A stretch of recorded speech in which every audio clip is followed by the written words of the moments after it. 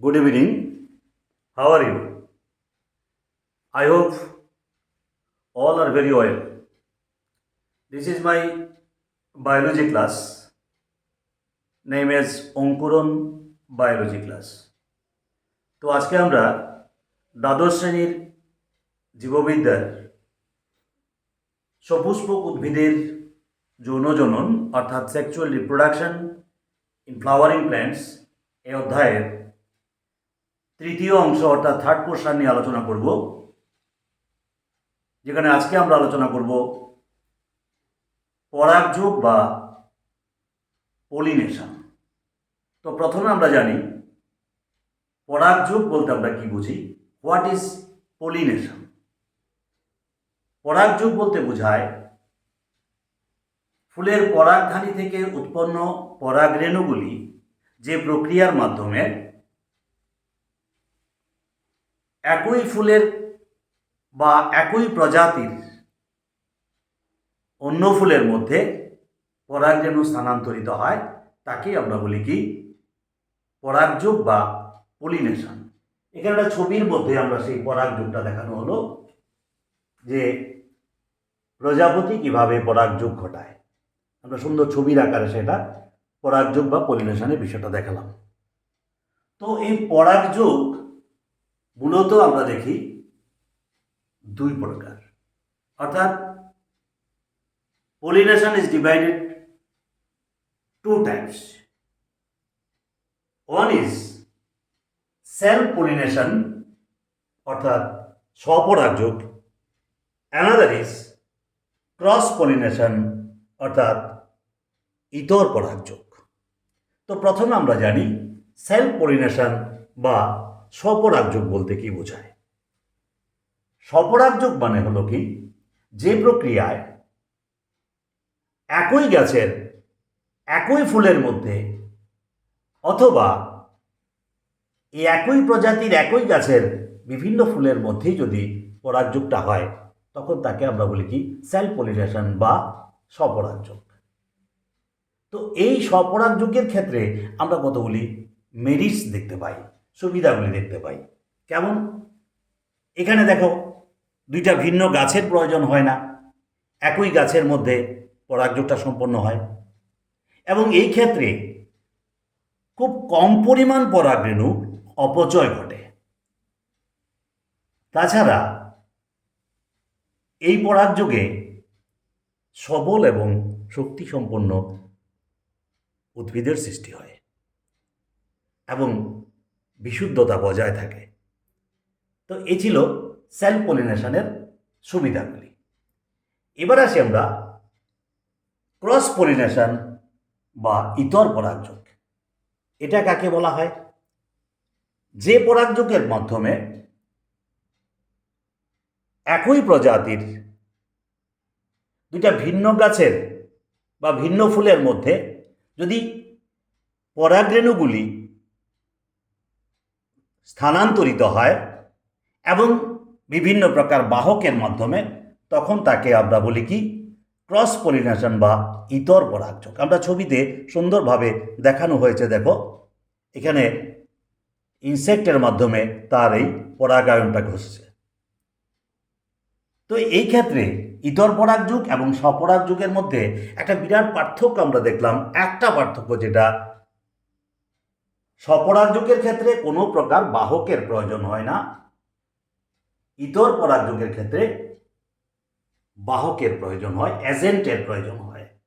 এবং তাহলে এই ইতর পরাগযোগের ক্ষেত্রে আমরা কতগুলি মেরিট দেখতে পাই। কি হয় সেখানে?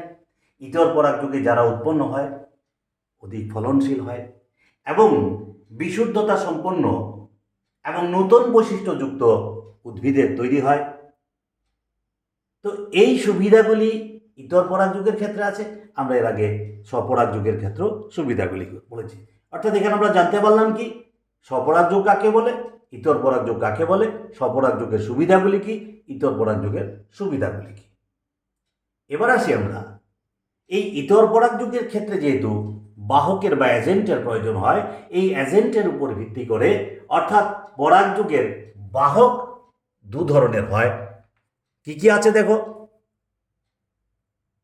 টু টাইপস অফ এজেন্ট আছে এখানে, যে অজীবজাত বাহক অর্থাৎ অ্যাবায়োটিক এজেন্ট কি কি, বায়ু, জল অর্থাৎ এয়ার এবং ওয়াটার।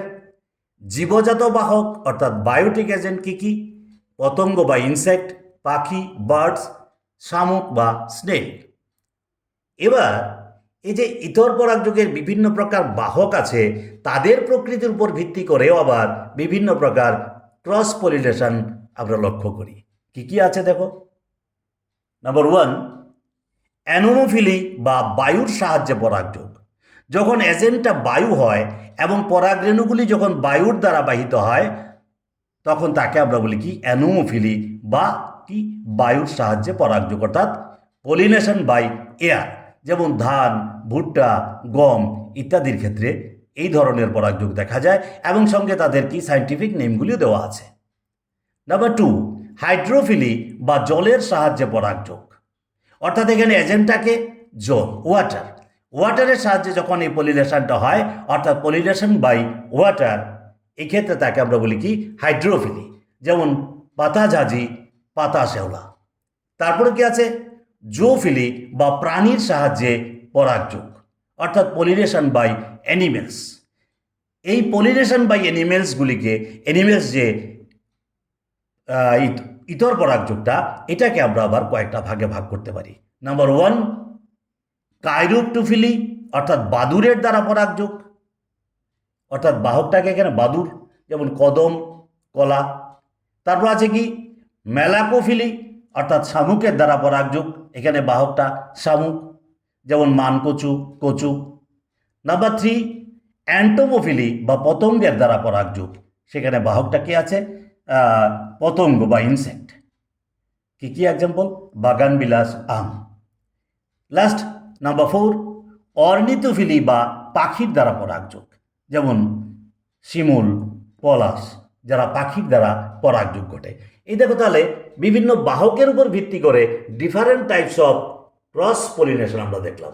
এখানে ছবির মাধ্যমে দেখো আছে কিভাবে বাদুড় তার পরাগরেণুগুলি একটা ফুল থেকে অন্য একটা গাছের একই প্রজাতির অন্য ফুলের মধ্যে স্থানান্তরিত করে তার পলিনেশনটা সম্পন্ন করে।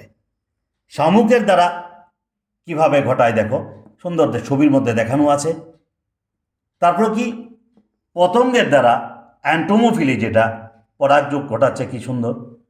আরেকটা আছে কি, পাখির দ্বারা পরাগযোগ সম্পন্ন করছে। এগুলি সব কি, বিভিন্ন বাহকের দ্বারা ইতর পরাগযোগ বা ক্রস পলিনেশন। তো আমরা তাহলে আজকে কি বুঝলাম? প্রথম বুঝলাম কি পরাগযোগ কাকে বলে, তারপরে বুঝলাম কি পরাগযোগ দুই প্রকার, সেলফ পলিনেশন এবং কি ক্রস পলিনেশন অর্থাৎ স্বপরাগযোগ এবং ইতর পরাগযোগ। প্রত্যেকটা সংজ্ঞা জানলাম এবং তারা কি কি মেরিটসগুলি আছে এটাও জানলাম। তো ইতর পরাগযোগের ক্ষেত্রে আমরা কি দেখলাম, বাহকের প্রয়োজন হয় দু ধরনের দেখলাম, অ্যাবায়োটিক এবং বায়োটিক এজেন্ট। ইতর পরাগযোগের বিভিন্ন প্রকারভেদগুলি দেখলাম এবং ছবির মাধ্যমে সেগুলি আমরা পরিষ্কার দেখিয়ে দিলাম। তো আজকে আমরা আলোচনা করলাম তাহলে কি, সপুষ্পক উদ্ভিদের যৌনজনন অধ্যায়ের তৃতীয় অংশ, যেটা অর্থাৎ পলিনেশন বা পরাগযোগ, সেটা সুন্দর আমরা ছবির মাধ্যমে আমরা বুঝিয়ে দিলাম তোমাদের। আশা করি তোমাদের বুঝতে কোনো অসুবিধা হয়নি। তোমরা এগুলি ছবিগুলি দেখে দেখে পরিষ্কার বুঝতে পারবে যে কি বলতে চাওয়া হয়েছে এখানে। আর ছবি যত ভালো করে বুঝতে পারবে, বিষয়টা তত বুঝতে সুবিধা হবে তোমরা। তো আজকে আমরা এখানে রাখছি। তবে সবশেষে আবারও বলছি, অঙ্কুরন বায়োলজি ক্লাস এই চ্যানেলটাকে খুব বেশি পরিমাণে সাবস্ক্রাইব করো, লাইক করবে, শেয়ার করবে এবং প্রয়োজনীয় কিছু জানার থাকলে প্রশ্নের মাধ্যমে, কমেন্টসের মাধ্যমে জানাবে। সবাই ভালো থাকবে। আজকে আমরা এখানে রাখছি।